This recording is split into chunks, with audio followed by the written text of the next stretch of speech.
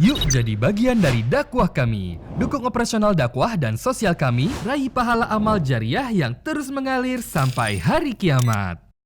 Assalamualaikum warahmatullahi wabarakatuh. Alhamdulillah wassalatu wassalamu ala rasulillah. Segala puji dan puja kehadirat Allah subhanahu wa ta'ala, juga salawat dan taslim kepada Nabi besar Muhammad sallallahu alaihi wa alihi wa sahbihi wasallam. Saudaraku seiman, semoga saja di hari Jumat yang mulia ini Allah subhanahu wa ta'ala menerima seluruh amal-amal saleh yang pernah kita kerjakan, yang sedang kita kerjakan, yang akan kita kerjakan sampai menjelang ajal datang nanti dengan pahala yang sempurna. Dan semoga seluruh kesalahan kita, dosa-dosa kita, aib-aib kita semua dimaafkan oleh Allah subhanahu wa ta'ala, ditutupi dunia dan di akhirat. Dan Allah tinggikan derajat kita setinggi-tingginya di dunia dan juga di akhirat. Serta juga semoga Allah selalu mengamankan negara kita, menjaga kemerdekaan, persatuan dan kesatuan kita. Dan Allah berikan petunjuk para pemimpin menjalankan tugas dan amanah dengan baik. Serta Allah jadikan kita masyarakat yang gotong royong untuk saling mendukung dengan pemerintah selama program-program tidak berbau maksiat kepada Allah subhanahu wa ta'ala, supaya negara kita bisa maju dan akhirnya jadi contoh bagi negara-negara yang lain. Dan semoga saja di hari Jumat yang mulia ini Allah subhanahu wa ta'ala berikan kemenangan, pertolongan saudara kita di Gaza secara khusus dan secara umum dimanapun di muka bumi kaum muslimin yang sedang tertindas. Semoga Allah ikhlaskan niat mereka, terima para syuhada mereka, mulakan Islam di tangan mereka dan tangan kita semua, serta Allah ikut sertakan kita bersama mereka di pahala, baik dengan doa, dengan harta, juga dengan jiwa kita. Dan semoga Allah subhanahu wa ta'ala dengan kemahamurahannya menyatukan kita semua di surga Firdausnya tanpa hisab, sebagaimana disatukan dalam majelis ilmu yang mulia ini. Allahumma amin. Baik teman-teman sekalian, seperti biasa dari Jumat kita akan lanjutkan bedah buku kita Sahih Targhib wa Tarhib, dan kita masih dalam kitab puasa. Hanya saja kita masuk di bab yang baru, bab ke-11, anjuran puasa hari Rabu, Kamis, Jumat, Sabtu, dan Ahad, dan keterangan tentang larangan mengkhususkan puasa Jumat ataupun Sabtu. Bermula dari hadis pertama dalam bab ini, langsung saja kita bacakan dengan sanad sahih, urutan 1045 dari awal belajar berbunyi, dari Abu Hurairah radhiyallahu anhu dari Nabi SAW beliau bersabda, لا تخص ليلة الجمعة بقيام من بين الليالي ولا تخص يوم الجمعة بصيام من بين الأيام إلا أن يكون في صوم يصومه أحدكم. Terjemahannya, janganlah kalian mengkhususkan malam Jumat untuk melakukan sholat malam di antara malam-malam yang lainnya. Dan janganlah kalian mengkhususkan hari Jumat dengan berpuasa di antara hari-hari yang lain, kecuali dalam puasa yang biasa dilakukan oleh salah seorang dari kalian. Hadis ini riwayat Muslim dan juga An-Nasa'i. Baik, hadis ini Bapak Ibu sekalian memberikan penjelasan kepada kita tentunya tentang salah satu bab yang membahas tentang puasa-puasa sunnah. Ya. Sebelumnya tentu sudah kita bahas banyak sekali bab ini, bab ke-11 ya. Bab sebelumnya juga sudah kita bahas tentang anjuran puasa Senin Kamis. Ya. Kemudian juga sebelumnya kita membahas tentang puasa Ayyamul Bid atau 3 hari setiap bulannya. Nah, ini salah satu bahasan di puasa sunnah, yaitu adanya larangan untuk mengkhususkan hari Jumat berpuasa. Ya, hari Jumat saja. Ya. Kecuali Bapak Ibu mengikuti 1 hari sebelumnya atau 1 hari sesudahnya, sebagaimana nanti akan dijelaskan lebih jauh lagi dalam hadis-hadis yang akan kita bahas setelah urutan nomor 1 ini tentunya. Pelajaran yang bisa diambil dari hadis adalah anjuran agar setiap muslim, itu pelajaran pertama, agar selalu peduli dengan sholat malamnya, dan bagaimana mereka berusaha agar setiap malam mereka bangun sholat tahajud serta tidak mengkhususkan malam tertentu saja, di antaranya malam Jumat. Jadi sholat kapan saja, ya, sholat kapan saja dari malam-malam yang ada yang Allah SWT mudahkan kita untuk sholat, kemudian kita ya mengerjakan sholat tahajud. Ini ada penekanan. Dan perlu kita garis bawahi bagaimana hadis Nabi SAW yang beliau bersabda, sholat yang paling afdal setelah sholat wajib adalah sholat qiyamul lail atau sholat tahajud. Jadi selama Allah Subhanahu Wa Taala mudahkan Anda bisa bangun sholat, itu sangat baik. Ya, karena ini adalah sholat yang paling afdal setelah sholat wajib. Ya. Dan juga kata Nabi SAW, jangan kalian tinggalkan sholat malam itu, karena dia adalah kebiasaan orang-orang soleh sebelum kalian. Dan sholat malam itu lebih kepada suasananya membawa kita kepada keikhlasan dan ketulusan, yang merupakan salah satu asas diterimanya amal. Ya. Karena syarat diterimanya amal ada 2, atau asasnya ada 2, adalah ikhlas dan juga mutaba'ah atau mengikuti Nabi SAW. Nah, ikhlas ini adalah kita juga butuh suasana dan kondisi yang membawa kita pada keadaan tersebut. Dan sholat malam adalah sholat yang paling tepat untuk kita ikhlas kepada Allah Subhanahu wa Ta'ala. Dan juga Bapak Ibu sekalian, sabda atau Aisyah berkata, jangan kalian tinggalkan sholat malam, karena dia tidak pernah ditinggalkan oleh Nabi SAW. Dan kalau beliau dalam kondisi benar-benar letih atau capek, maka Nabi SAW tetap mengerjakannya walaupun dalam kondisi duduk. Walaupun dalam kondisi duduk. Ini berarti menandakan memang harus dijaga. Ini potongan pertama yang kita bisa ambil dari hadis atau faedah pertama, yaitu kita dianjurkan untuk sholat malam dan jangan mengkhususkan malam Jumat saja, tapi semua malam-malam didirikan untuk sholat tahajud. Kemudian selanjutnya, faedah kedua dari hadis adalah adanya larangan juga untuk mengkhususkan hari Jumat untuk berpuasa. Kecuali memang dia hari yang diperintahkan. Kayak misalnya pas Ramadan, misalnya. Atau kita puasa sehari dan sebelum ataupun satu hari sesudahnya. Itu akan dijelaskan nanti di beberapa hadis setelah ini tentunya. Baik, kita akan masuk hadis kedua dengan sanad sahih. Urutan 1046 dari awal belajar berbunyi. Dan darinya, maksudnya dari Abu Hurairah radhiyallahu anhu, ia berkata, aku mendengarkan Rasulullah SAW bersabda, la yasumu ahadukum yawmal jum'ati illa an yasuma yawman qablahu aw yawman ba'dahu. Nah, ini penjelasan terhadap faedah kedua dari hadis tadi. Ya, tidak boleh mengkhususkan hari Jumat untuk puasa sendiri. Dia Jumat saja. Kecuali memang berpapasan hari yang diperintahkan, kayak pas kena Ramadan, gitu kan. Nah, kata Nabi SAW, janganlah salah seorang dari kalian berpuasa pada hari Jumat, kecuali jika dia berpuasa satu hari sebelum atau satu hari sesudahnya. Hadis riwayat Bukhari dan juga Muslim. Saya langsung bacakan hadis nomor 3, karena ini semakna dan kita akan ambil langsung faedahnya bersama-sama. Hadis 2 dan hadis 3 maksud saya. Hadis 3 dengan sanad sahih. Tadi hadis kedua diriwayatkan Ibnu Khuzaimah dalam sahihnya. Hadis ketiga dengan sanad sahih urutan 1047 dari awal belajar berbunyi dari Ummul Mukminin Juwairiyah binti Harith binti Al-Harith radhiyallahu anha, anna Nabiy sallallahu alaihi wasallam dakhala 'alaiha yawm al-jum'ati wa hiya sha'imah. Faqala asumti ams? Qalat la. Qala turidina an tasumi gadan? Qalat la. Qala fa'aftiri. Bahwa Nabi SAW mendatanginya, maksudnya Juwairiyah binti Harith. Ini adalah istri Nabi SAW. Satu hari Nabi SAW mendatanginya ke rumah dan pada situ hari Jumat sementara Juwairiyah lagi puasa. Maka Nabi SAW bertanya, apakah kemarin kamu puasa juga? Maksudnya hari Kamisnya. Dia menjawab, tidak. Lalu Nabi SAW berkata, apakah besok kau akan puasa? Maksudnya Sabtunya. Maka dia mengatakan tidak. Maka Nabi SAW mengatakan, kalau begitu berbukalah. Hadis ini riwayat Bukhari dan juga Abu Daud. Dua buah hadis ini, Bapak Ibu sekalian, memberikan pelajaran kepada kita. Yang pertama, adanya larangan untuk berpuasa hari Jumat saja sendiri. Kecuali kita ikuti dengan sehari sebelumnya ataupun sehari sesudahnya. Misalnya Kamis Jumat ataupun Jumat sama Sabtu. Ya. Ini termasuk juga bayar utang ya. Jadi kalau Bapak Ibu mau puasa, jangan Jumat aja. Kecuali Bapak Ibu ikutin dengan sehari sebelumnya atau sehari sesudahnya. Nah ini yang perlu di garis bawahi tentunya. Ya.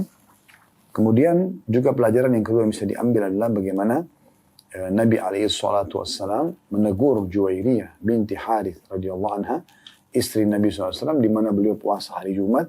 Nabi pastikan, dia pas hari Jumat dia puasa. Kamu puasa nggak sebelumnya? Satu hari sebelum hari Kamis maksudnya. Enggak. Kamu mau puasa lagi enggak? Besok hari Sabtu. Kata dia tidak. Sabtu pun tidak. Kata Nabi SAW, kalau gitu berbukalah. Perintah Nabi SAW berbuka di sini berarti menandakan tidak boleh orang puasa Jumat sendirian. Harus diikuti dengan sehari sebelum dan sehari sesudahnya. Hadis ini riwayat Bukhari dan juga Abu Daud. Ya. Kita masuk hadis keempat dalam bab kita dengan sanad sahih urutan 1048 dari awal belajar. Dari Muhammad bin Abbad berkata, Sa'altu Jabiran wa huwa yatufu bil bait. Anahan Nabi sallallahu alaihi wasallam an siyami yaumil jum'ah. Qala na'am wa rabbi hadzal bait. Aku bertanya kepada Jabir, sementara Jabir ini sahabat Nabi ya. Jadi tabi'in Muhammad bin Abbad bertanya waktu lagi tawaf. Ya, waktu aku bertanya kepada Jabir sementara dia sedang tawaf di Ka'bah, apakah Nabi SAW melarang puasa hari Jumat secara khusus? Maka kata Jabir, iya demi Rob pemilik Ka'bah ini. Hadis ini diriwayatkan oleh Bukhari dan juga Muslim. Ya, jadi riwayat ini kita ambil pelajaran teman-teman sekalian. Yang pertama, pentingnya seseorang bertanya kalau dia belum faham. Ya, di sini Anda boleh bertanya karena Anda belum faham. Di sini Muhammad bin Abbad bertanya kepada Jabir radhiyallahu anhu, seorang sahabat Nabi. Dia bertanya tentang apakah memang Nabi SAW melarang untuk puasa Jumat secara khusus. Maka Jabir mengatakan iya. Pelajaran yang kedua, ya, ini tentu sejalan dengan hadis-hadis sebelumnya tadi ya. Artinya tidak boleh berpuasa Jumat secara khusus tanpa diikuti sehari sebelum dan sehari sesudahnya. Pelajaran yang kedua, bolehnya orang bersumpah ya atas nama Allah tetapi dihubungkan dengan Ka'bah. Misalnya dikatakan sini, iya demi Tuhannya rumah ini. Ya, maksudnya memang Ka'bah pun pemiliknya adalah Allah Subhanahu Wa Taala. Ya, kita bisa mengatakan misalnya demi pencipta langit dan bumi. Maksudnya itu demi Allah juga. Ya, ini dibolehkan kita bersumpah. Hadis selanjutnya, hadis nomor 5, ada 5A dan juga 5B. Dan ini hadis terakhir dalam bab nomor 11 ya. 5A-nya dengan sanad sahih, urutan 1049 dari awal belajar berbunyi dari Abdullah bin Bushr, dari saudara perempuannya Asy-Syamma radhiyallahu anhum ajma'in, bahwa Rasulullah sallallahu alaihi wasallam bersabda, "La tasumu yawm as-sabt illa fi ma aftarada Allahu 'alaikum, fa in lam yajid ahadukum illa liha'a inabatin aw 'uda syajaratin falyadmadhu." Janganlah kalian berpuasa pada hari Sabtu kecuali puasa diwajibkan atas kalian. Jika salah seorang dari kalian tidak mendapatkan makanan kecuali kulit anggur atau ranting pohon, maka hendaklah dia mengunyahnya, maksudnya untuk membatalkan puasanya. Hadis ini riwayat Tirmidzi dan dia menghasankan. Juga An-Nasai, Ibnu Khuzaimah menyebutkan dalam sahihnya. Abu Daud juga berkata, hadis ini adalah hadis yang mansukh, atau hadis ini terhapus ya. Diriwayatkan oleh An-Nasai, Ibnu Majah, Ibnu Hibban dalam sahih, dan Abdullah bin Bushr tanpa menyinggung saudara perempuannya. Nanti akan kita jelaskan faedah-faedahnya. Kita langsung sambung dulu ke hadis 5B-nya. Dengan sanad sahih li ghairihi, menjadi sahih karena dikuatkan dengan riwayat-riwayat lain, dan diriwayatkan pula oleh Ibnu Khuzaimah dalam sahihnya dari Abdullah bin Syaqiq radhiyallahu anhu, dari bibinya Asy-Syamma radhiyallahu anha, saudara perempuan Bushr, bahwa dia berkata, "Naha Rasulullah sallallahu alaihi wasallam an siyami yaum as-sabt wa yaqul in lam yajid ahadukum illa 'udan akhdar falyuftir alaihi." Rasulullah SAW melarang berpuasa hari Sabtu, dan beliau bersabda, jika salah seorang dari kalian tidak mendapatkan makanan kecuali ranting hijau, maka hendaklah dia berbuka dengannya. Al-Hafidh Ibnu Hajar berkata, rahimahullah, larangan ini adalah untuk puasa hari Sabtu secara sendiri, berdasarkan hadits Abu Hurairah radhiyallahu anhu yang sudah lewat, la yasumu ahadukum yaumal jum'ati illa an yasuma yauman qablahu aw yauman ba'dahu. Janganlah salah seorang dari kalian berpuasa hari Jumat secara khusus kecuali jika dia berpuasa satu hari sebelumnya atau satu hari sesudahnya. Jadi boleh berpuasa padanya. Ini kata Ibnu Hajar rahimahullah. Baik, riwayat 5A dan 5B ini Bapak Ibu sekalian penutup dalam bab nomor 11. Adanya yang pertama, larangan seperti hari Jumat tidak boleh puasa khusus hari Jumat saja, juga hari Sabtu tidak boleh puasa secara khusus hari Sabtu. Kalau hari Jumat, karena dia hari raya kaum muslimin. Ya, kecuali kita puasa sehari sebelumnya atau sehari sesudahnya. Hari Sabtu adalah hari rayanya orang-orang Yahudi. Kalau tidak ada hajat, bukan karena diwajibkan misalnya dalam Islam, maka tidak boleh kita berpuasa ya. Kecuali kita ikuti sehari sebelumnya atau sehari sesudahnya. Kemudian pelajaran yang kedua yang bisa diambil, pentingnya seseorang itu memahami tentang hukum agama. Yaitu kalau memang Anda melanggar di sini, ya, Anda jangan melanjutkan pelanggaran tersebut, walaupun niatnya baik. Kita lihat misalnya di sini, orang niat puasa Sabtu atau Jumat kan baik niatnya. Tapi subhanallah, ya dia akan tidak akan mendapatkan pahala kalau dia tetap paksakan. Makanya Nabi SAW mengatakan, kalau kalian puasa hari Sabtu saja, tidak menemukan ya kecuali kulit anggur atau ranting pohon, tetap harus batalkan. Berarti menandakan memang tidak boleh, kecuali kita ikuti sehari sebelum, misalnya Jumat sama Sabtu, atau sehari sudahnya misalnya Sabtu sama Ahad. Ya. Atau yang berpapasan kena ya, tapi kalau seperti Ayyamul Bid, misalnya kena Jumat, Sabtu, Ahad, ini nggak masalah karena memang setelah Jumat ada puasa Sabtu, setelah Sabtu ada puasa Ahad. Walaupun ini sebenarnya dilarang kalau dia berdiri sendiri. Ya, Allahu a'lam. Jadi ini bahasan di bab nomor 11. Kita akan masuk bab nomor 12 ya.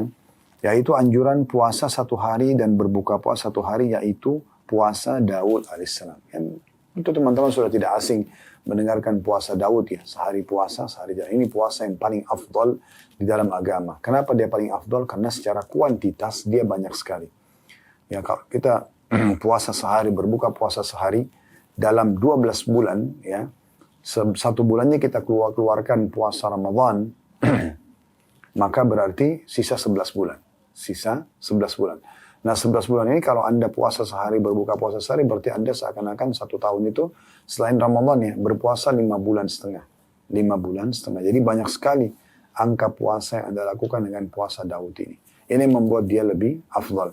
Sementara kalau Anda gabungkan puasa Senin Kamis, puasa Iyamul Bid, puasa 9 hari pertama, hari bulan Zulhijjah, puasa Tasu'a dan Asyura 9 dan 10 Muharram, kalau digabungkan kurang lebih 4 bulan atau 4 bulan setengah. Jadi puasa Daud itu lebih banyak, kurang lebih sebulan daripada orang yang puasa Daud. Ya. Jadi puasa Daud itu lebih banyak secara kuantitas, makanya membuat dia puasa lebih afdal.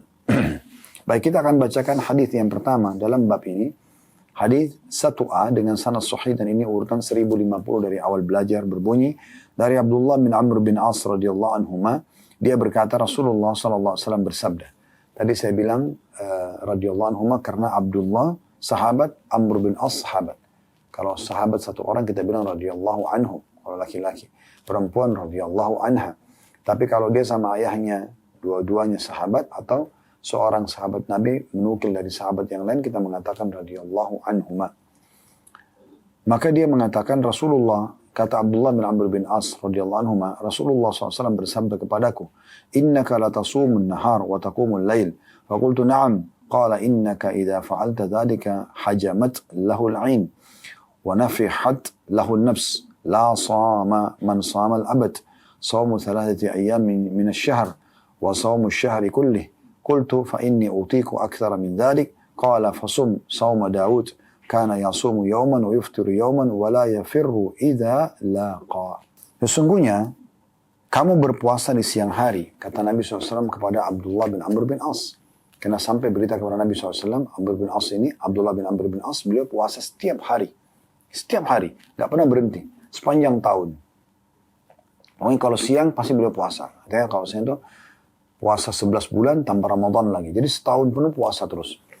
Kata Nabi SAW, sungguhnya kamu berpuasa di siang hari dan sholat sunnah di malam hari. Maksudnya di malam hari itu selepas Ba'diyah Isya, itu beliau sholat lagi sampai pagi. Gak tidur-tidur kalau malam.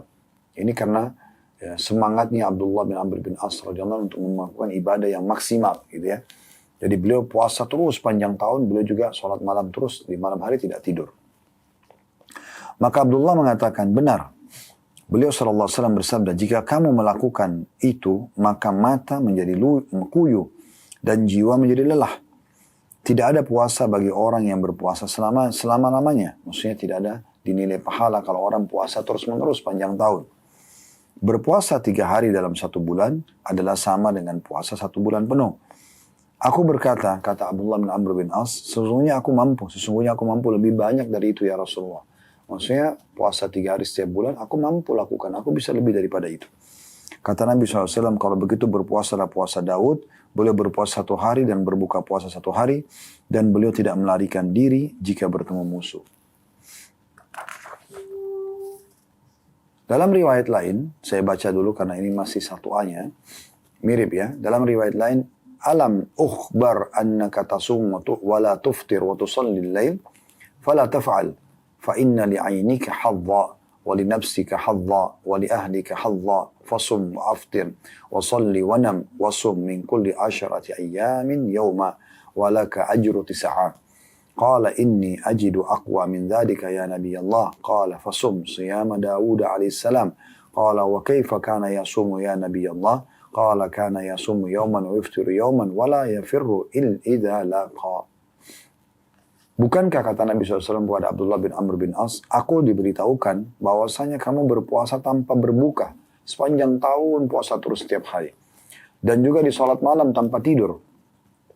Maka jangan kau lakukan itu, wahai Abdullah, kata Nabi SAW. Karena kedua matamu mempunyai hak bagian darimu. Dirimu juga mempunyai bagian hak darimu. Keluargamu juga mempunyai bagian hak darimu. Berpuasalah dan berbukalah. Salatlah di malam hari dan tidurlah. Serta berpuasalah 1 hari dalam 10 hari dan kamu mendapatkan pahala 9 hari. Dia berkata, kata Abdullah, sungguhnya aku merasa diriku lebih kuat dari itu, wahai Nabi Allah. Maka kata Nabi SAW, berpuasalah dengan puasa Daud atau puasa Nabi Daud alaihissalam. Maka Abdullah mengatakan, wahai Nabi Allah, wahai Nabinya Allah, bagaimanakah puasa Daud? Nabi SAW mengatakan berpuasa sehari dan berbuka puasa 1 hari dan dia tidak melarikan diri jika bertemu dengan musuh. Ini mirip ya, nanti kita ambil faedahnya sekaligus. Riwayat yang lain, kata Nabi SAW, La sawma fawqa sawmi Dawud alaihissalam, syatrad dahri sum yauman wa aftir yauman. Tidak akan ada puasa sunnah yang lebih utama dari puasa Nabi Daud alaihissalam, setengah tahun, berpuasa 1 hari dan berbuka puasa 1 hari. Diriwayatkan oleh Bukhari dan juga Muslim. Riwayat ini, Bapak Ibu sekalian, mirip sekali ya. Karena ini ada 1A, 1B, 1C, dan 1E. Ini mirip semuanya. Ya, ini mirip semuanya. Jadi izinkan saya untuk membaca dulu semuanya, lalu kemudian kita ambil faedahnya. Karena kasusnya sama. Kasus dari Abdullah bin Amr bin As radhiyallahu anhuma, dia puasa setiap hari sepanjang tahun dan dia selalu sholat malam tanpa tidur. Jadi riwayatnya sama, tapi berbeda-beda penyampaian lafaz-lafaz hadisnya. Maka kita akan baca dulu semuanya, baru kemudian kita ambil faedahnya. 1B-nya dengan sanad sahih dan diriwayatkan pula dalam riwayat milik Imam Muslim, bahwa Rasulullah SAW bersabda kepada Abdullah bin Amr bin As radhiyallahu anhuma, sum yauman walaka ajru ma baqi. Qala inni utiku afdala min dhalik. Qala sum yaumaini walaka ajru ma baqi. Qala inni utiku akthara min dhalik. Qala fasum 3 ayyam walaka ajru ma baqi. Qala inni utiku akthara min dhalik. Qala fasum 4 ayyam walaka ajru ma baqi. Qala inni utiku akthara min dhalik. Qala sum afdala as-siyam indallah Sawma Dawud alaihissalam kana yasumu yawman wa yuftiri yawman. Kata Nabi SAW kepada Abdullah bin Amr bin As, berpuasalah 1 hari dan kamu akan mendapatkan pahala hari-hari yang tersisa. Dia berkata, sungguhnya aku mampu lebih daripada itu. Kata Nabi SAW, berpuasalah 2 hari dan kamu akan mendapatkan pahala hari yang tersisa. Maka dia mengatakan, kata Abdullah, sungguhnya aku mampu lebih daripada itu. Maka beliau SAW bersabda, berpuasalah 3 hari dan kamu akan mendapatkan pahala hari yang tersisa. Maka dia berkata, sungguhnya aku mampu lebih daripada itu. Beliau SAW mengatakan, berpuasalah 4 hari dan kamu akan mendapatkan pahala hari yang tersisa. Dia mengatakan, sungguhnya aku mampu lebih banyak dari itu. Maka kata Nabi SAW, berpuasalah dengan puasa paling utama di sisi Allah, puasa Nabi Daud alaihissalam. Beliau berpuasa 1 hari dan berbuka puasa 1 hari. Jadi mirip-mirip ya. 1C-nya dengan sanad sahih dan riwayat lain yang juga diriwayatkan Imam Muslim dan Abu Dawud berbunyi, fasum yauman wa aftir yauman wa huwa a'dalus siyam wa huwa siyamu Dawud alaihissalam. Qultu inni atiku afdala min dhalik. Faqala Rasulullah sallallahu alaihi wasallam, la afdala min dhalik. Berpuasalah 1 hari dan berbuka puasalah 1 hari. Dan itu adalah puasa yang paling adil. Maksudnya yang paling tepat untuk memberikan hak jasad dan juga mengatur waktu. Dan itu adalah puasa Daud alaihissalam. Aku berkata, sungguhnya aku mampu lebih baik daripada itu. Kata Nabi SAW, tidak ada yang lebih utama dari itu. Maksudnya paling maksimal puasa sehari dan berbuka puasa sehari. 1D-nya, dan dalam riwayat An-Nasai, sum ahabbas siyami ila Allah azza wa jalla sawma Daud. Kana yasumu yawman wa yuftiru yawman. Berpuasalah dengan puasa yang paling dicintai oleh Allah subhanahu wa ta'ala, yaitu puasa Nabi Daud. Beliau berpuasa 1 hari dan berbuka puasa 1 hari. Jadi ini mirip dengan satu sama yang lain ya. Terakhir riwayatnya 1E-nya, ini masih nomor 1 semuanya. Dengan sanad sahih di ghairi menjadi sahih karena dikuatkan dengan riwayat-riwayat lain. Dan dalam satu riwayat Imam Muslim, Abdullah bin Amr radhiyallahu anhu berkata, kuntu asumud dahar wa aqra'ul Qur'ana kulla laylah. قال فإما ذكرت للنبي صلى الله عليه وسلم وإما أرسلوا إلي فأتيته فقال ألم أخبر أنك تصوم الدهر وتقرأ القرآن كل ليلة فقلت بلى يا نبي الله ولم أرد بذلك إلا الخير قال فإن بحسبك أن تصوم من كل شهر 3 أيام فقلت يا نبي الله إني أطيق أفضل من ذلك قال فإن لزوجك عليك حقا ولزورك عليك حقا ولجسدك عليك حقا قال فصم صوم داود نبي الله فإنه كان أعبد الناس قال قلت يا نبي الله وما صوم داود قال كان يصوم يوما ويفطر يوما قال واقرأ القرآن في كل شهر قال قلت يا رسول الله إني أوتيك أفضل من ذلك قال فاقرأه في كل 20 قال قلت يا نبي الله إني أوتيك أفضل من ذلك قال فاقرأه في كل 10 قال قلت يا نبي الله إني أوتيك أفضل من ذلك قال فاقرأه في كل 7 ولا تزد على ذلك فإن لزوجك عليك حقا ولزورك عليك حقا ولجسدك عليك حقا. Ini riwayat terakhir ya. Terjemahannya, aku berpuasa terus-menerus, kata Abdullah bin Amr bin As. Sepanjang tahun aku puasa terus. Dan aku juga membaca Al-Quran setiap malam. Mungkin tentangku telah diceritakan orang kepada Nabi SAW. Atau beliau memang mengirim utusan kepadaku untuk memintaku datang. Lalu aku pun datang kepada beliau. Rasulullah SAW bersabda, bukankah aku diberitahukan bahwa kamu berpuasa terus-menerus setiap hari tanpa berhenti sepanjang tahun dan engkau membaca Quran setiap malam tanpa tidur. Aku menjawab, kata Abdullah bin Amr bin As, benar wahai Nabiullah. Dan aku hanya menginginkan kebaikan dengan itu. Maksudnya supaya lebih dekat dengan Allah subhanahu wa ta'ala. Nabi SAW mengatakan, cukuplah bagimu berpuasa setiap bulan 3 hari. Aku menjawab, wahai Nabiullah, sesungguhnya aku mampu lebih daripada itu. Nabi SAW mengatakan, sungguhnya istrimu mempunyai hak atasmu, tamumu mempunyai hak atasmu, dan tubuhmu mempunyai hak atasmu. Rasulullah SAW bersabda, berpuasalah dengan puasa Daud, Nabi Allah, karena beliau adalah orang yang paling banyak ibadahnya di sisi Allah. Lalu dia berkata, kata Abdullah bin Amr bin As, aku berkata, wahai Nabi Allah, apa itu puasa Daud? Kata Nabi SAW, beliau berpuasa 1 hari dan berbuka puasa 1 hari.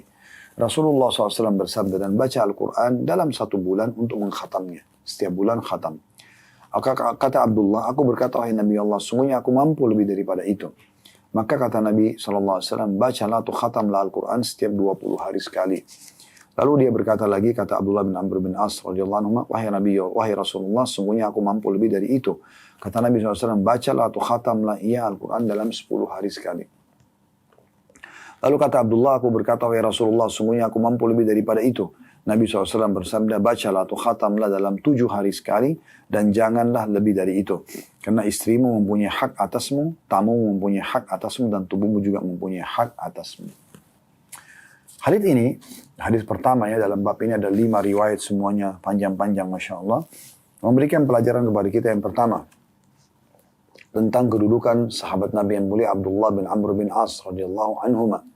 Jadi saking cintanya kepada Allah, cintanya kepada agama ini, maka dia selalu ingin menjalankan ibadah yang mungkin tidak umum orang kerjakan. Di sini tidak ada orang yang kerjakan seperti beliau kerjakan di masa itu, apalagi di masa sekarang ya. Di masa wahyu lagi turun, mereka melihat Nabi SAW. Beliau setiap hari puasa, tidak pernah tidak puasa. Berarti kalau siang hari, otomatis nggak ada lagi hak jasadnya ya untuk makan misalnya, atau untuk melakukan aktivitas lain, karena puasa lagi tidak boleh makan, tidak boleh minum ya. Begitu juga istrinya mungkin tidak ada hak biologis ya. Atau ada tamunya datang, mungkin tamunya jadi nggak enak karena tuan rumahnya lagi puasa misalnya ya. Itu yang beliau lakukan. Beliau puasa setiap hari sepanjang tahun.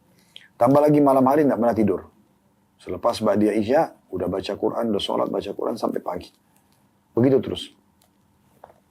Maka ini kedudukan yang luar biasa dari sahabat yang mulia ini. Tetapi subhanallah, kita perlu ambil ya pelajaran penting dari kejadian beliau. Di salah satu riwayat yang kita bacakan tadi, waktu Nabi SAW mengatakan, sampai kepadaku berita kau begini. Dia mengatakan, benar ya Rasulullah. Dan aku tidak ingin kecuali kebaikan. Nah ini penting ya. Jadi kalau orang selalu niatnya baik saja, dan tidak sesuai dengan tuntunan Nabi SAW, maka tidak diterima. Ini banyak sekali umat Islam di masa kita sekarang. Kenapa kerjakan ini? Oh itu karena baik. Saya cuma ingin kebaikan. Ini perkataan Abdullah bin Amr bin As radhiyallahu anhu. Saya cuma ingin kebaikan. Padahal sebenarnya dia puasa. Ibadah yang mulia. Dia sholat malam. Ibadah yang mulia. Membaca Al-Quran, mengkhatamnya. Ya. Hampir setiap malam. Dia bisa membaca Al-Quran. Dan mengkhatamnya dalam waktu yang sangat pendek. Tapi Nabi SAW menegurnya. Tidak cukup ya, niat yang baik, tapi harus sesuai dengan apa yang diajarkan oleh Nabi alaihi salatu wassalam. Jadi nggak boleh kita sembarangan, ya. Ini poin penting yang harus kita garis bawahi, bahwasanya ibadah itu supaya tepat, ya, sasaran, tata caranya, juga ya, waktunya, tempatnya kalaupun ada disebutkan tempatnya, maka harus sesuai dengan apa yang dipandukan oleh Nabi SAW. Jadi nggak boleh kita ngarang-ngarang, ya. Tak usah buat-buat ibadah yang memang tidak pernah ada perintahnya. Dan itu akan membuat Anda hanya menambah-nambah saja. Dan itu menerka-nerka, bisa diterima, bisa enggak, karena hanya niat baik saja. Makanya di sini Nabi SAW menegur Abdullah bin Amr bin As radhiyallahu anhu dengan niat baiknya tidak bisa. Ya. Maka Nabi SAW berikan kepada dia solusi. Ya. Pelajaran kedua, solusi pentingnya seorang pengajar memberikan solusi kepada orang yang lagi semangat ibadah. Nabi SAW tidak langsung membatalkan ibadahnya Amr bin As radhiyallahu anhu, tapi beliau mengatakan puasalah 3 hari setiap bulannya. Dia masih bilang saya mampu ya Rasulullah. Oke, puasalah per 10 hari sekali, 1 hari. Masih mampu 9 hari per 1 hari. 1 hari setiap 9 hari. Atau masih mampu ya Rasulullah. Baik, per 8 hari puasa 1 hari misalnya. Begitu terus diajarkan Nabi SAW sampai akhirnya karena dia masih mengatakan mampu, maka Nabi SAW mengatakan kalau gitu puasalah puasa yang paling afdal, yang paling Allah cintai itu puasa Daud. Puasa sehari dan berbuka puasa sehari. Ya. Jadi ini yang kedua. Yang ketiga pelajarannya, bagaimana orang kalau ya melakukan ibadah dan terlalu memaksakan diri, akhirnya banyak hak-hak yang terbengkalai. Di sini disebutkan, ya, kalau orang selalu begitu, sholat malam tanpa tidur, akan membuat matanya kuyu, ya, atau lemah. Sementara mata itu punya hak. Begitu juga tubuh jadi lemah, ya, jadi lelah kalau setiap hari berpuasa. Walaupun niatnya baik. Oleh karena itu kita harus memberikan hak jasad kita, hak istri kita. Ya, dan juga di sini hak tamu disebutkan oleh Nabi SAW. Ini pelajaran ketiga. Jadi kita juga harus tahu, mungkin ada waktunya untuk bercanda sama istri, ada biologis sama mereka, ya, hingga tidak bisa kalau dalam kondisi puasa. Begitu juga pada saat sholat malam, kalau dari habis ba'diyah isya, sholat malam sampai pagi, lalu kapan waktunya buat istri? Besok puasa seharian penuh, ya. Malamnya begitu lagi, begitu terus. Maka kapan waktu buat bercengkrama dengan istri, buat memberikan hak biologisnya? Ya. Begitu juga dengan tamu, mungkin tamu datang, kemudian dia butuh untuk ditemani. Tapi kita jadi tidak bisa temani, makan karena kita lagi puasa misalnya. Ya. Kemudian juga ya, jasad itu sendiri. Kita sendiri juga butuh mengistirahatkan tubuh kita, mata kita butuh istirahat. Jadi yang paling baik adalah tidur, lalu sholat malam. Puasa, tapi juga ada waktu dia batal puasanya. Ya. Makanya Nabi SAW pernah menegur ada 3 orang sahabat yang bertekad mereka ingin ibadah lebih hebat dari orang-orang umumnya. Mereka sempat mendatangi rumah Nabi SAW dan mereka ingin mengetahui apa sih ibadah Nabi di rumah yang mereka belum tahu. Karena kalau di luar rumah mereka sudah tahu semuanya. Maka mereka pun pada saat datang kepada Ummul Mukminin Aisyah radhiyallahu anha dan bertanya, apa yang Nabi SAW kerjakan di rumah? Maka Aisyah mengatakan seperti seorang laki-laki di antara kalian. Artinya Nabi SAW bahkan sampai menjahit sendalnya sendiri, ya, membantu keluarganya di beberapa hal, gitu kan. Maka seakan-akan mereka ini menganggap remeh perbuatan tersebut, lalu mereka pergi ke masjid, lalu mereka bertekad 3 orang. Yang satu mengatakan, saya mulai hari ini, ya, berpuasa tidak mau berbuka puasa. Sampai saya sudah tidak mampu, gitu ya. Jadi kalau hari ini puasa misalnya sampai maghrib, dia lanjut lagi besok. Pokoknya yang tidak umum orang kerjakan. Sampai 2 hari, sampai 3 hari, kalau dia masih mampu, dia bertahan untuk tidak berbuka. Yang satu mengatakan mulai sekarang saya akan sholat semalam suntuk tidak akan tidur. Yang satu mengatakan saya tidak mau nikahi wanita. Sampailah kepada Nabi SAW berita tersebut, lalu beliau mendudukkan ketiganya lalu mengatakan, sampai kepada saya berita begini dan begitu. Ketahuilah, saya orang yang paling bertakwa kepada Allah di antara kalian. Dan saya juga puasa, tapi saya berbuka puasa. Saya juga tidur di malam, tapi saya juga sholat malam. Dan saya menikahi wanita. Man ragiba an sunnati falaysa minni. Siapa yang menolak sunnahku bukan dari golonganku. Ya. Jadi memang kita tidak boleh memaksakan ibadah melebihi daripada kapasitas kita. Ya. Yang keempat, adanya puasa yang paling afdal, yaitu puasa Daud alaihissalam. Ini puasa sunnah maksudnya. Jadi kita puasa sehari, berbuka puasa sehari. Ini puasa yang paling afdal, tadi sudah saya jelaskan, karena secara kuantitas jumlah dia lebih banyak daripada puasa-puasa yang lain. Ya. Kemudian yang terakhir, yang kelima pelajarannya, salah satu ciri Nabi Daud alaihissalam adalah beliau tidak pernah lari dari medan perang. Ini tentu bukan bahasan di bab puasa, tapi disebutkan dalam riwayat ini ya. Bahwasanya beliau tidak pernah lari pada saat bertemu dengan musuh. Ini perlu kita garis bawahi, memang dalam Islam tidak boleh seseorang lari dari kancah peperangan. Ya, itu namanya bahasa Arabnya firar aniz zahf. lari dari kancah peperangan. Kalau orang muslim berhadapan dengan musuh, maka opsinya adalah melawan, berburu mati syahid yang merupakan target utama, atau dia pulang dalam kondisi membawa kemenangan. Jadi kalaupun dia mati, bukan dia ya konyol, tapi dia justru mati syahid dalam Islam. Dan ini yang paling dikejar oleh setiap muslim yang sudah paham tentang keutamaannya tentunya.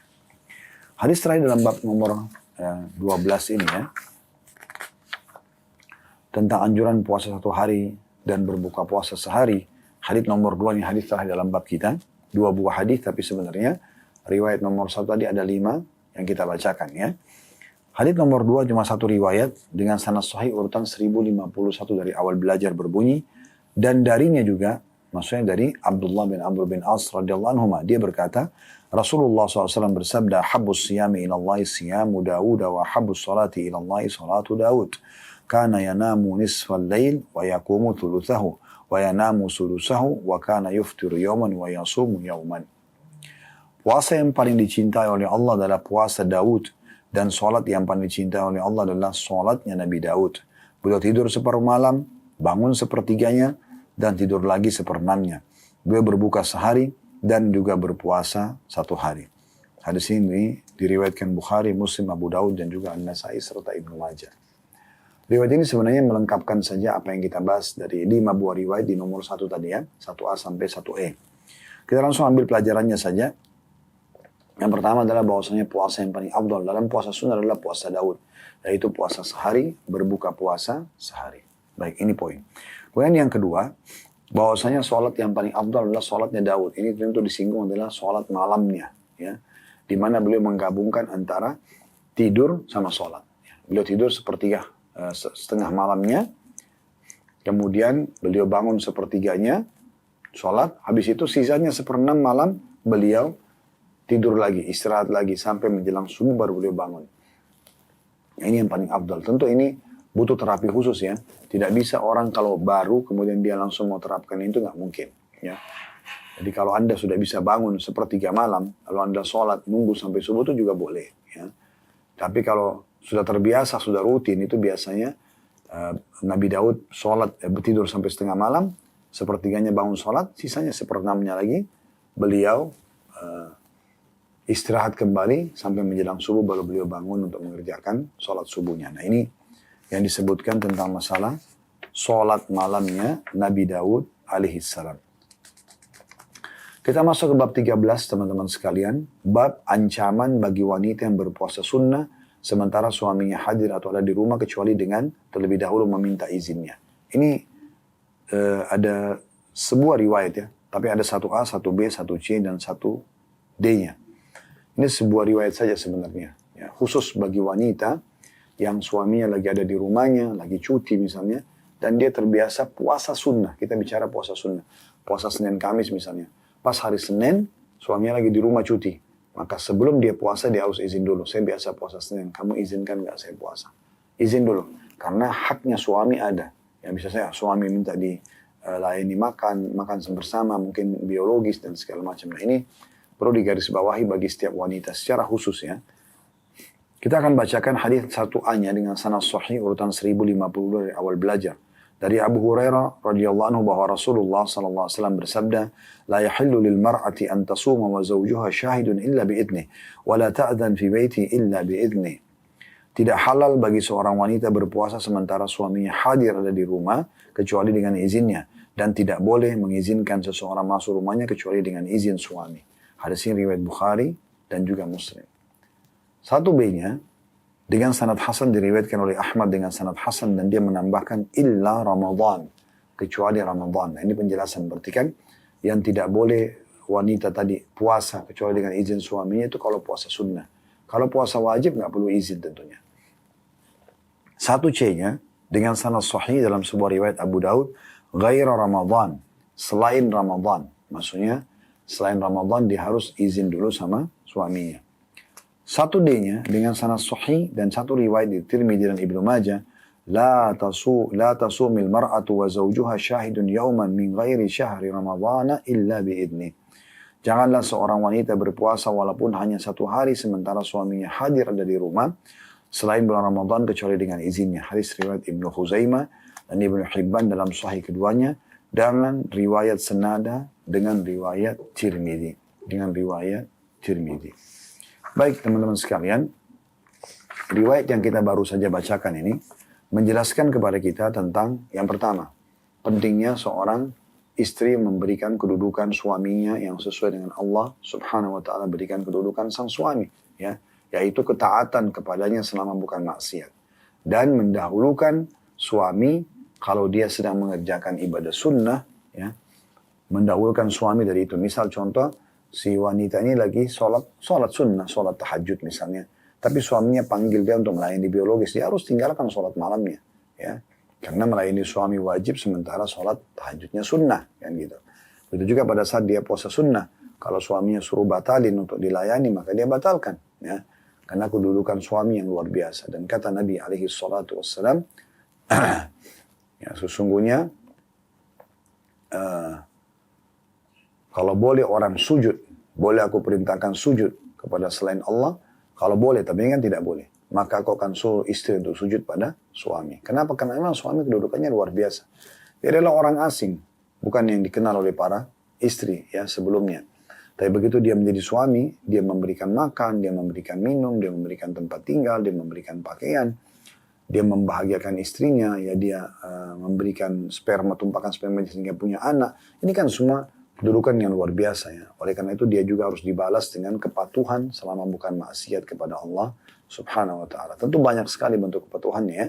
Tapi jelas Aisyah mengatakan radhiyallahu anha, wahai para wanita, kalau kalian mengetahui bagaimana besarnya hak suami kalian di sisi Allah Subhanahu wa taala, maka kalian akan ambil bekas debu kakinya dan kalian akan letakkan di pipi kalian, ya.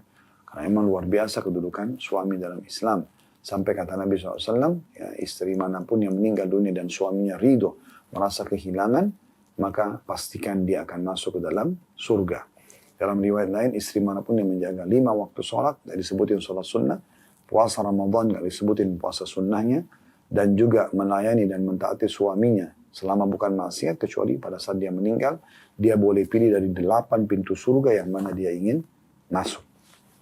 Maka ini kedudukan yang luar biasa. Kalau kita ingin bicara tentang kedudukan suami, maka sangat panjang lebar bahasanya, tapi yang jelas salah satu haknya adalah ibu nggak boleh puasa sunnah kecuali dengan izinnya. Nah ini poin penting, ya. Kecuali ini puasa sunnah, kecuali puasa wajib. Puasa Ramadan tidak perlu izin, ya. Nah, puasa sunnah maka izin. Dan juga ada syarat penting. Kalau suami lagi di rumah, kalau suami lagi safar nggak perlu izin. Tapi kalau suami lagi di rumah ini penting, ya. Karena dengan keberadaan dia di rumah pasti dia akan mau dilayani oleh istrinya, ya, makan, biologis, maka di sini dia harus izin dulu kalau mau puasa sunnah, ya. Kalau puasa wajib nggak ada izin. Itu pelajaran pertama. Pelajaran kedua dari hadis adalah tidak boleh juga memasukkan siapapun dalam rumah kecuali dengan izin sang suami. Tidak boleh siapapun masuk ke rumah, laki-laki atau perempuan, kecuali dengan izin suaminya, ya. Apakah itu rumah sang suami atau rumah istrinya sendiri. Kalau dia sudah status istri, tetap dia hormatin suaminya dengan membahasakan ada si fulan datang, ada si fulana datang misalnya, dia izin. Ini memang perintah agama yang harus dia patuhi tentunya. Ini bagian daripada hak suami yang harus diperhatikan. Baik, kita akan masuk teman-teman sekalian di penutupan bahasan kita insyaAllah, yaitu bab ke-14. Ancaman bagi musafir yang berpuasa apabila sulit baginya dan anjuran untuk berbuka. Jadi kita tutup dengan bab ini insyaAllah. Bab ke-14. Hadis pertama dalam bab ini dengan sanad sahih urutan 1053 dari awal belajar berbunyi dari Jabir radhiyallahu anhu, dia berkata, anna Rasulullah sallallahu alaihi wasallam kharaja 'am al-fath ila Makkah fi Ramadan fa sham hatta balaga qura' al-ghamim wa shama an-nas thumma da'a bi qadahin min ma' فرفعه حتى نظر الناس إليه ثم شرب فقيل له بعد ذلك إن بعد الناس قد صام فقال أولئك العصاة. Bahwa Rasulullah SAW berangkat ke Mekah pada tahun Fathu Mekah, pembebasan kota Mekah, kurang lebih di tahun 8 Hijriah, di bulan Ramadan. Beliau SAW berpuasa sampai beliau tiba di Qurat Al-Ghamim, ini sama sebuah tempat, ya, sebelum Mekah. Dan orang-orang juga pada berpuasa. Kemudian Rasulullah SAW meminta sebejana air. Beliau mengangkatnya sampai orang-orang melihat kepada beliau. Kemudian beliau minum, maksudnya beliau membatalkan puasanya. Lalu dikatakan kepada beliau setelah itu, sebagian orang ada yang tetap berpuasa. Maka Nabi SAW mengatakan mereka adalah orang-orang yang membangkang, mereka adalah orang-orang yang membangkang. Dalam satu riwayat, faqila lahu inna an-nasa qad syaqqa 'alaihimus shiyam wa innama yanzuruna fima fa'al fada'a bi qadhin min ma'in ba'da al-'asr. Nah, ini riwayat ini menjelaskan tentang sebab kenapa Nabi buka puasa ya. Para sahabat mengatakan, dikatakan kepada Nabi SAW, orang-orang telah ditimpa kesulitan karena berpuasa dan mereka hanya melihat apa yang Anda kerjakan dan mereka mengikuti. Dan Anda sedang puasa, maka semuanya pada puasa, tapi mereka nggak mampu melanjutkan puasa itu ya Rasulullah. Maka Nabi SAW meminta bejana air, lalu meminumnya selepas asar. Ya, selepas asar. Ya. Riwayat ini riwayatkan Imam Muslim ya. Riwayat ini, kita mengambil pelajarannya langsung. Yang pertama, kecerdasan Jabir radhiyallahu anhu, sahabat Nabi yang meriwayatkan hadits ini ya. Ini sering kali kita sampaikan di setiap menyampaikan hadits-hadits dalam bahasan kitab kita.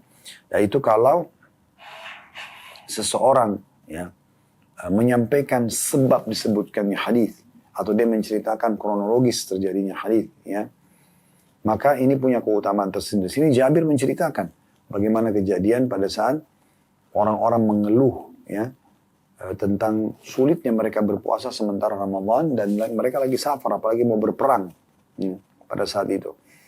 Maka mereka mengeluhkan dan mereka mengatakan ya Rasulullah, tapi mereka khawatir untuk membatalkan puasa karena melihat Anda sedang puasa.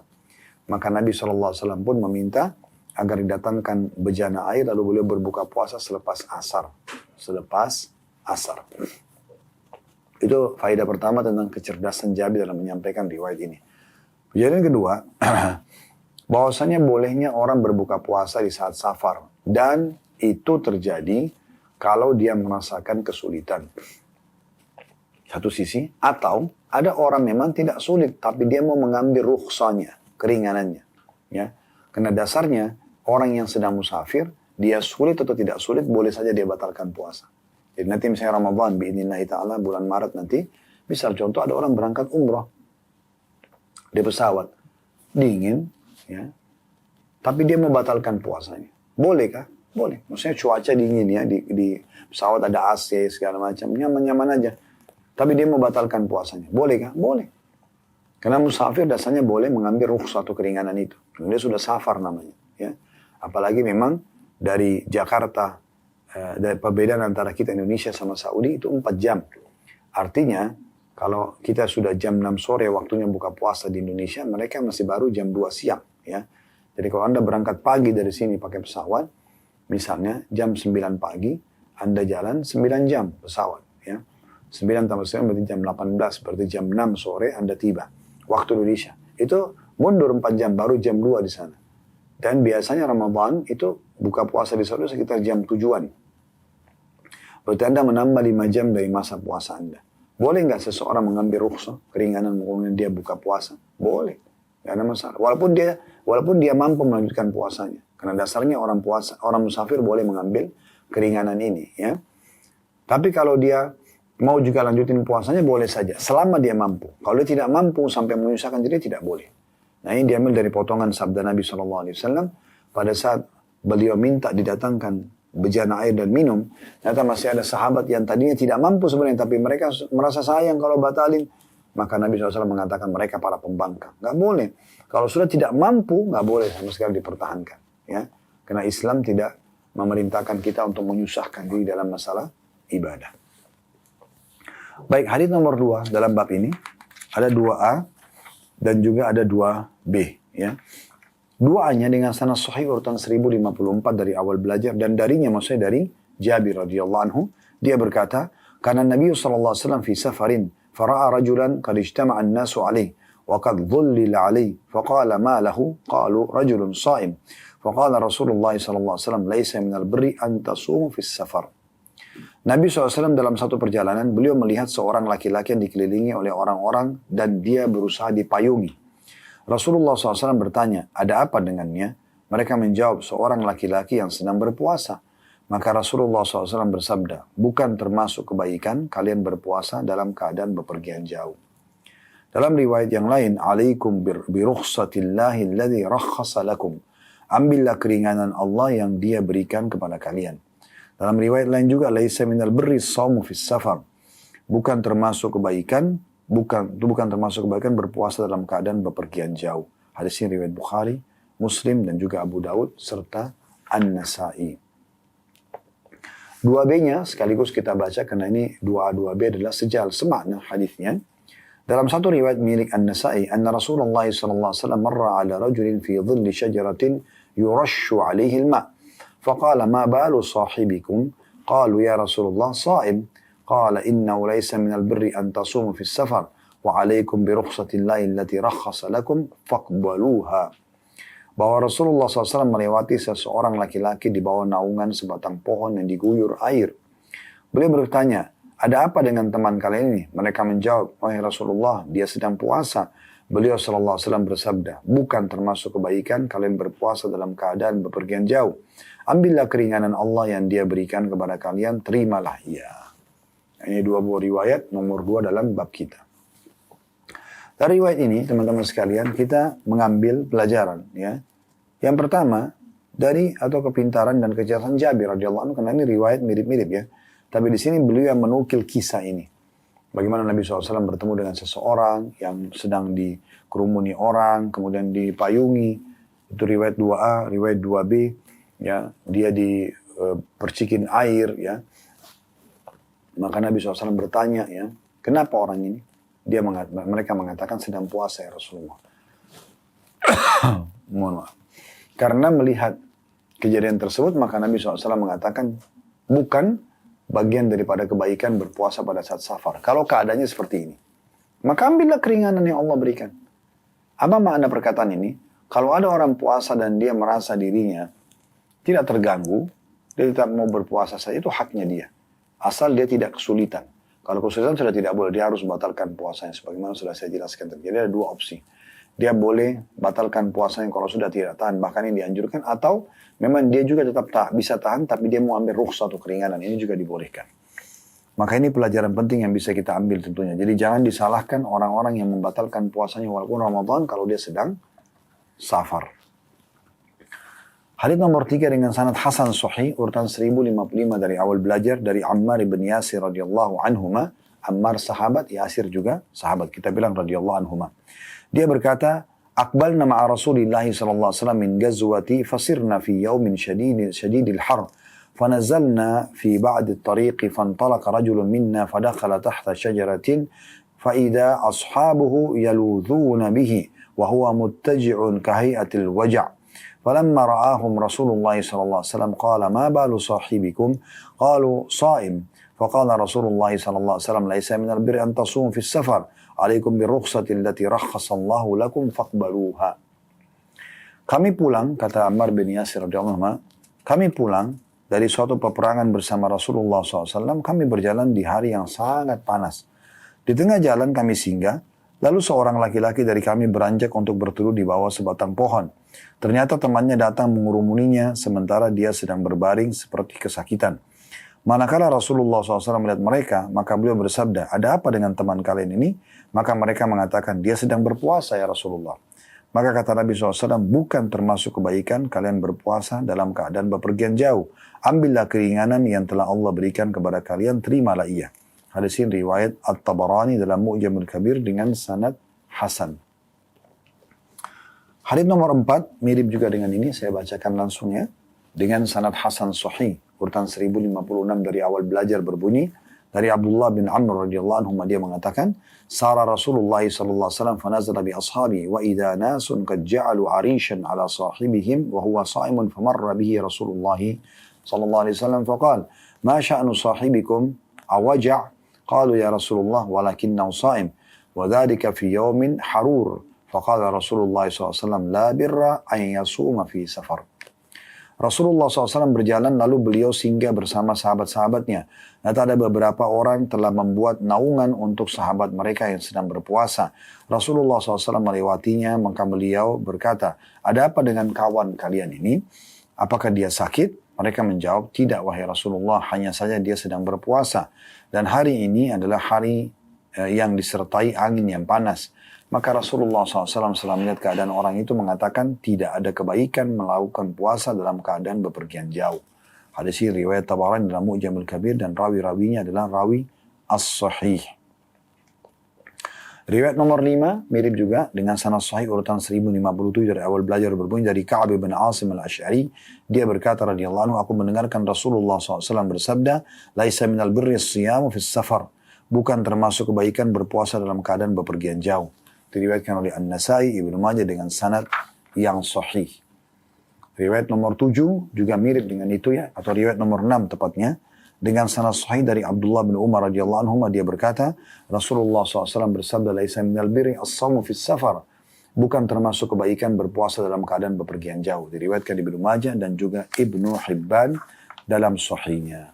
Baik, beberapa riwayat ini dari riwayat nomor 3, kemudian riwayat nomor 4, ya, riwayat nomor 5 dan riwayat nomor 6 kita ambil pelajarannya. Riwayat nomor 3-nya, kecerdasan ini faedah pertama, kecerdasan Ammar bin Yasir radhiyallahu anhu, di mana beliau menyampaikan tentang kronologis terjadinya riwayat tersebut sebagaimana sudah sering kita sampaikan, ya.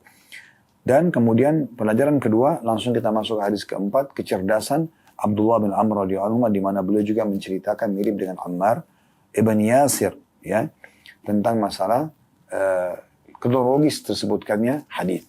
Nah, coba dibandingkan teman-teman sekalian dengan riwayat nomor 5 dan riwayat nomor 6. Di situ Ka'ab bin Asim al-Asy'ari dan Abdullah bin Umar radhiyallahu anhu ajma'in langsung masuk ke sabda Nabi SAW, laisa minal birri as-siyamu fis safar. Bukan termasuk bagian daripada kebaikan orang yang berpuasa pada saat safar.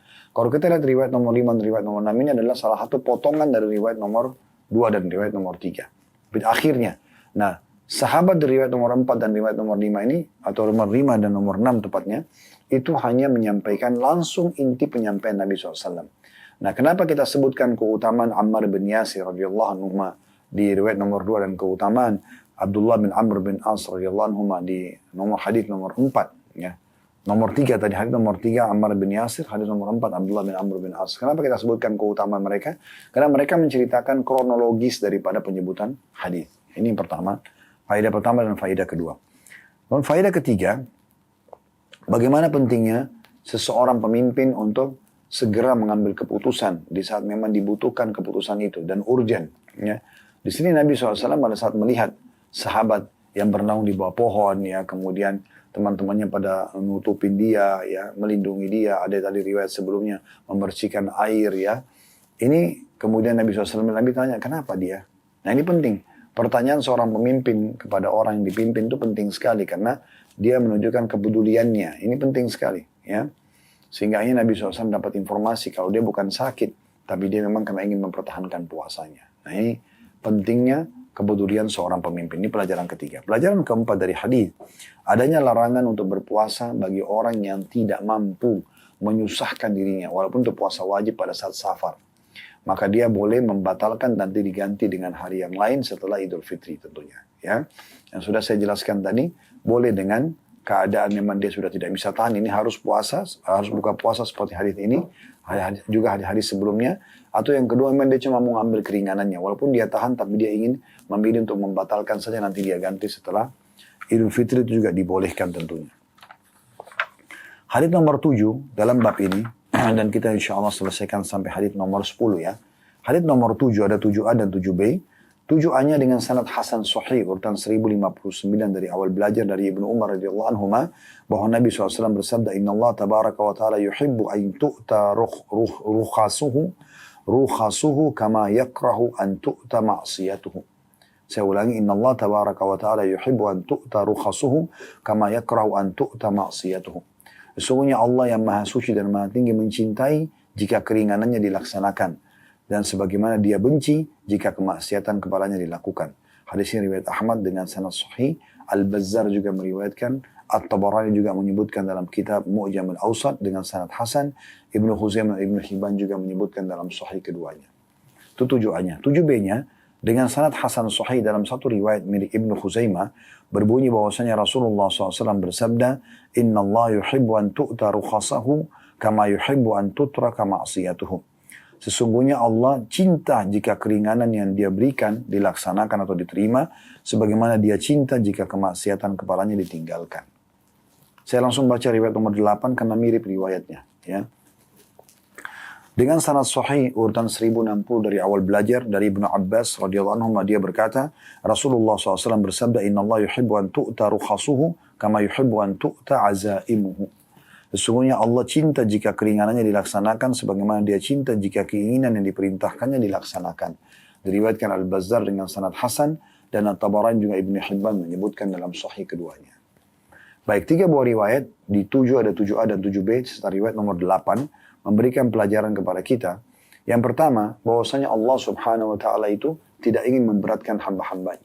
Allah Subhanahu wa taala ingin keringanan buat kita. Tadi sudah kita dengarkan Abdullah bin Amr bin As di bab sebelumnya. Ya, dia selalu setiap malam sholat tahajud, tidak pernah tidur. Dia juga setiap hari puasa. Sebenarnya itu ibadah yang sangat bagus, tapi Allah Subhanahu wa taala tidak ingin itu. Allah Subhanahu wa taala juga ingin kita memberikan hak jasad kita, memberikan hak istri dan anak kita, memberikan hak suami kita, memberikan hak tamu kita, ya. Tentu dengan cara kita mengatur kapan ibadah untuk Allah, kapan juga kita memberikan hak makhluk tersebut. Nah, ini pelajaran pertama bisa kita ambil. Yang kedua, Allah Subhanahu wa taala mencintai hamba-hambanya yang selalu sibuk dari ibadah ke ibadah yang lainnya. Dan ini adalah hal yang sangat penting untuk dilakukan oleh setiap muslim. Karena memang tujuan dia hidup disebutkan dalam surah Az-Zariyat. Surah nomor 51 ayat 56. وَمَا خَلَقْتُ الْجِنَّ وَإِنْسَ إِنَّا لِيَعْبُدُونَ. Kata Allah, aku tidak ciptakan jin dan manusia kecuali untuk beribadah kepada aku. Jadi memang itu tujuan utama dia diciptakan. Oleh karena itu kita harus selalu sibuk dari ibadah ke ibadah yang lainnya. Memang itu targetnya. Dan Allah sangat mencintai hamba seperti ini. Kemudian yang ketiga, pelajaran terakhir dari bisa diambil dari hadis-hadis ini adalah bahwasanya Allah membenci, ya, untuk seseorang melaksanakan kemaksiatan atau melakukan kemaksiatan. Jadi apapun bisikan untuk melakukan dosa usahakan dihindari dan baca a'udzubillahi minasyaitonirrajim karena Allah benci dengan perbuatan tersebut. Dan ingat hadis Nabi SAW riwayat Imam Muslim, kata Nabi SAW, Allah kalau mencintai seorang hamba maka Allah akan berkata kepada Jibril, cintailah dia. Maka Jibril pun mencintainya. Lalu Jibril menyeru di langit sambil mengatakan, sungguhnya Allah mencintai fulan, maka cintailah dia. Maka seluruh penghuni langit mencintainya. Lalu kemudian diserukan juga di bumi, Allah mencintai si fulan, maka cintailah. Maka seluruh penduduk bumi pun mencintainya. Bahkan dijadikan oleh Allah SWT untuknya penerimaan di muka bumi. Nah, ini termasuk hadis yang sangat mulia yang harus kita perhatikan. Jadi dengan mengerjakan semua ketaatan, meninggalkan kemaksiatan, maka akan mendatangkan cinta Allah Subhanahu wa taala.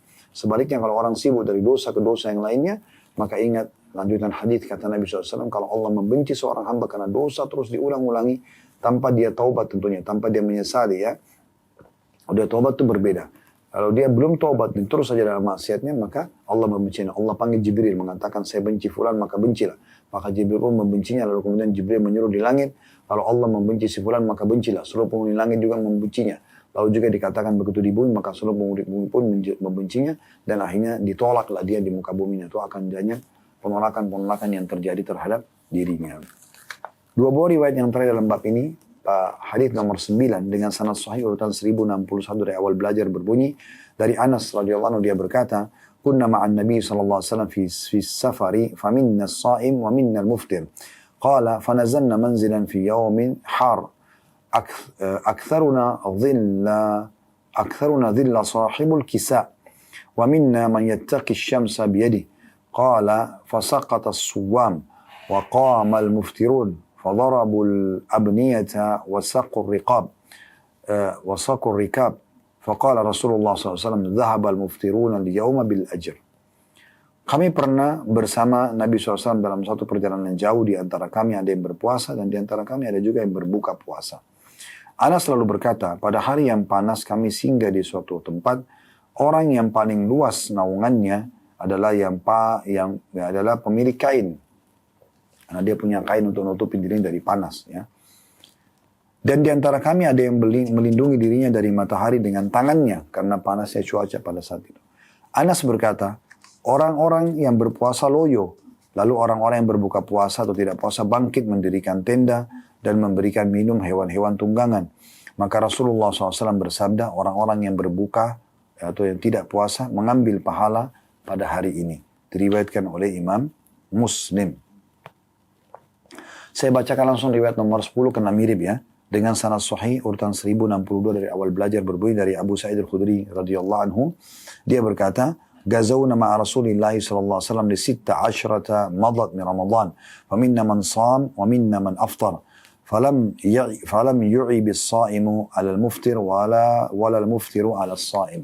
Artinya, kami berperang bersama Rasulullah SAW pada hari ke-16 dari bulan Ramadan. Di antara kami ada yang berpuasa dan di antara kami ada yang berbuka. Orang yang puasa tidak mencela orang yang berbuka dan orang yang berbuka tidak mencela juga orang yang berpuasa.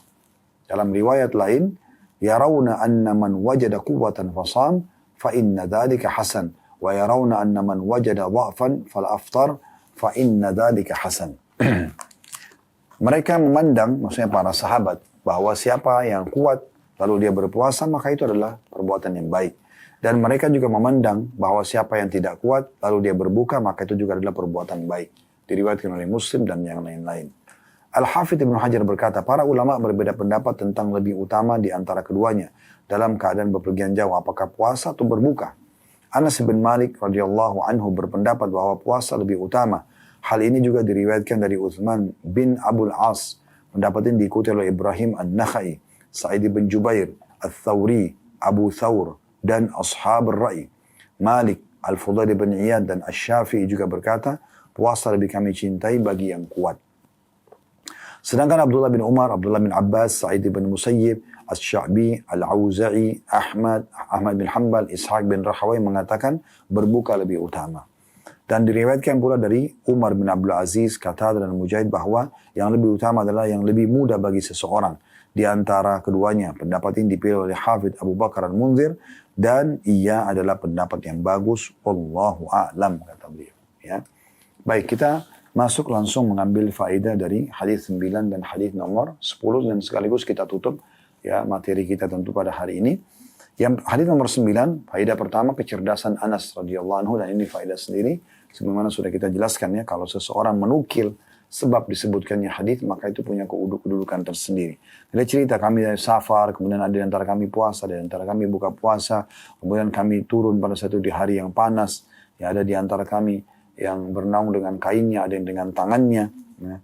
Maka banyak sekali orang yang berpuasa jatuh karena mereka tidak tahan karena haus. Ada juga yang buka puasa, dan yang buka puasa ini memasang tenda, memberikan minum-minum para hewan-hewan, hewan tunggangan. Maka kata Nabi SAW, sesungguhnya orang yang buka puasa pada hari ini telah mendapat pahala yang sangat besar. Nah, di sini penyampaian Anas ini kan rinci, seakan-akan kita hadir pada saat itu. Ini faedah terkhusus atau sendiri. Ini faedah pertama, keutamaan Anas radhiyallahu anhu. Tentu hadis nomor 10 juga sama, keutamaan Abu Sa'id Al-Khudri radhiyallahu anhu yang menceritakan tentang peperangan beliau bersama Nabi SAW di tanggal 16 Ramadan. Pada saat itu ada yang puasa dan ada yang berbuka puasa. Ini faedah kedua dari dua buah hadis ya. Faedah ketiga dari hadis, kita kembali kepada hadis nomor 9 ya. Maka kita bisa lihat bagaimana pada saat perjalanan tersebut ada yang puasa dan tidak berpuasa ya. Tetapi Nabi alaihi salatu wassalam pada saat melihat orang-orang yang tidak mampu, kemudian mereka paksakan diri, maka Nabi SAW memotivasi mereka untuk buka puasa. Bahkan memuji orang yang berbuka puasa yang tadinya tidak mampu, karena mereka batalin puasanya karena dalam kondisi safar, dan mereka nanti bayar setelah Idul Fitri, maka akhirnya mereka bisa punya kekuatan untuk menancapkan tenda-tenda, memberikan makan dan minum hewan ternak atau hewan tunggangan mereka, kuda yang dipakai berperang dan unta. Maka akhirnya mereka bisa meraih pahala beda dengan orang yang puasa yang tadinya lemah ya tidak bisa berbuat apa-apa. Nah di sini kalau kondisinya orang-orang itu memang tidak mampu untuk melakukan puasa, maka disarankan untuk tidak memaksakan diri untuk berpuasa. Nah ini yang dimaksud di sini ya. Kemudian faedah keempat dari hadis, kalau seandainya seseorang itu punya kemampuan, ini diambil dari hadis nomor 10 ya. Abu Sa'id Al-Khudri menukil mengatakan, kami lagi jalan 16, pada saat 16 Ramadan, dan ada di antara kami puasa, di antara kami yang buka puasa. Orang yang puasa tidak menyalahkan orang yang buka, orang yang buka tidak menyalahkan orang yang berbuka. Nah di sini orang yang puasa tidak menyalahkan yang berbuka tidak menyalahkan orang puasa, berarti menandakan kalau orang itu punya kemampuan, dia merasa mampu saja, dia merasa sehat saja dengan puasa, maka boleh saja dia tidak batalkan. Jadi ini bukan satu kewajiban, tapi dia akan menjadi larangan kalau orang itu betul-betul sudah tidak mampu dan dia terus paksakan untuk puasa. Ini tidak disarankan tentunya. Dan tadi sudah dibacakan bagaimana pendapat-pendapat para ulama tentang mana yang lebih afdal. Kalau kita simpulkan sebenarnya, kalau orang itu punya kemampuan, kalau dia lanjutkan itu boleh saja. Kalau dia tidak punya kemampuan, maka dianjurkan dia untuk batalin puasa. Tetapi kalau misalnya ada orang, memang dia mampu juga, tapi dia mau batalin karena mau mengambil rukhsah, itu juga dibolehkan. Allahu a'lam. Ini bahasan kita teman-teman sekalian. InsyaAllah kedepannya kita akan lanjutkan bab ke-15. Masalah anjuran makan sahur terutama dengan kurma. Alhamdulillah kita sudah menyelesaikan dari bab 11 atau 12 tadi sampai bab 14. Cukup panjang bahasan beberapa hadis tentang puasa-puasa yang insyaAllah bisa menambah ilmu kita semuanya. Kalau benar dari Allah, kalau salah dari saya mohon dimaafkan. Subhanakallahumma bihamdika, asyhadu an la ilaha illa anta astaghfiruka wa atubu ilaik. Wassalamualaikum warahmatullahi wabarakatuh.